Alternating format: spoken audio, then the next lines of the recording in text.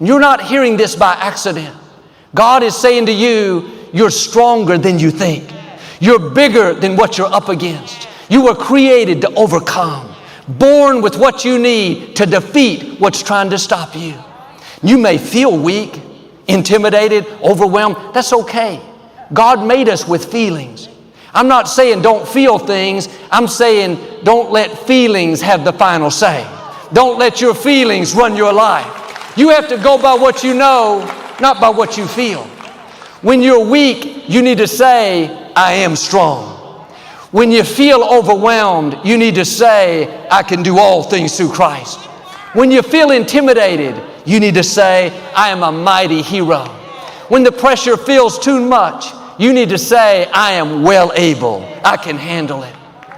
It's significant that Gideon heard what the enemy was saying about him. That's what convinced him to see himself the right way.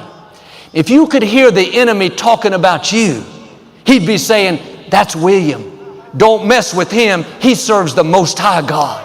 That's Maria. That's Susie. You better be careful. They're powerful. They're favored. They're strong. Sometimes the enemy knows who we are more than we know who we are. God is not only saying you are stronger than you think, but even the enemy is saying, if they find out who they are, surely they will defeat us. If they realize they are a mighty hero, then we are no match for them. Are you seeing yourself the right way? Have you discovered what's in you?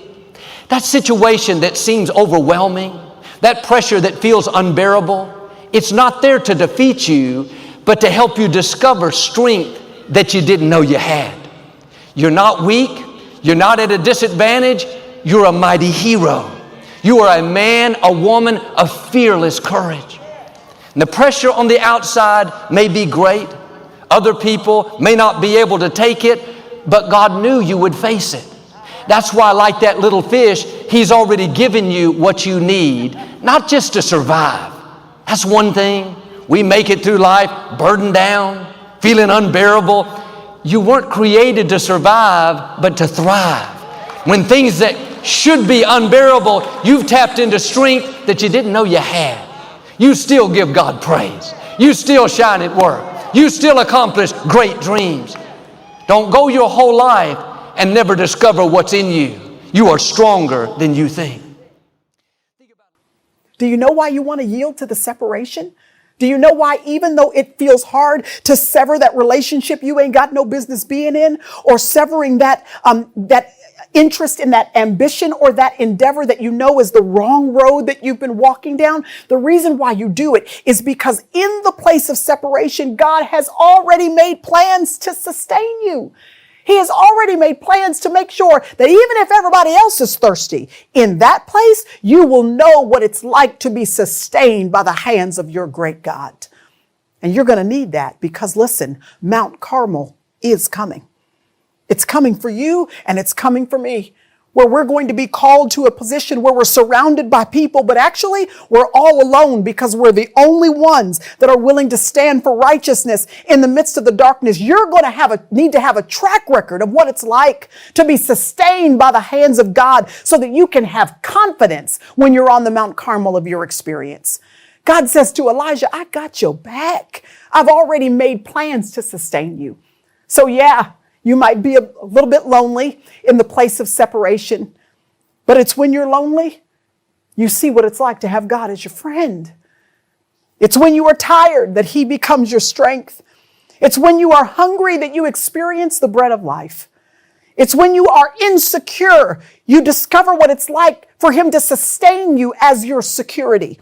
When you are empty, you realize what it's like for Him to fill you up.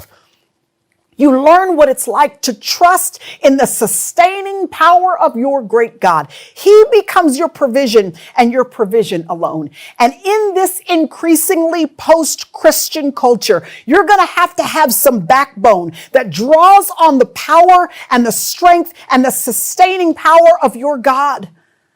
He teaches you that in the place of separation. He assures you of that in the place of separation. Not only do you want to go ahead and go to the brook where He will sustain you, But even more than that, God says to him in verse 4, I have commanded the ravens to provide for you there in the place of separation. He says, now everybody else is going to be scavenging for food, but not you, Elijah.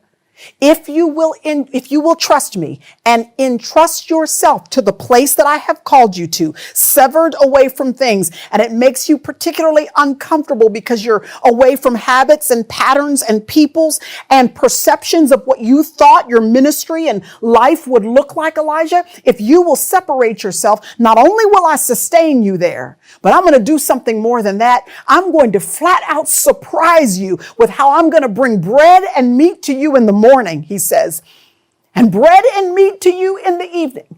I'm going to make sure that not only is your thirst quenched, but I'm going to make sure that you are thoroughly nourished with everything that you need to be able to keep you strong even while you're in the place of separation. So he says, I've commanded ravens to bring meat to you, bring bread to you, and to take care of you. Now let me tell you why this is.